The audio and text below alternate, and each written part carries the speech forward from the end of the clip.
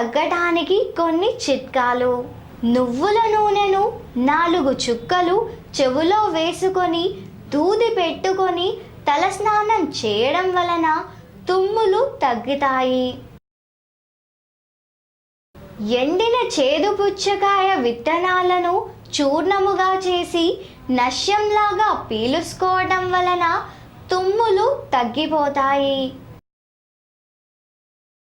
గులాబీ పువ్వుల రసాన్ని నువ్వుల నూనెలో కలిపి కాచి చల్లార్చి దానిని 3-4 చుక్కలు చెవులో వేసుకోవడం వలన తుమ్ములు తగ్గిపోతాయి.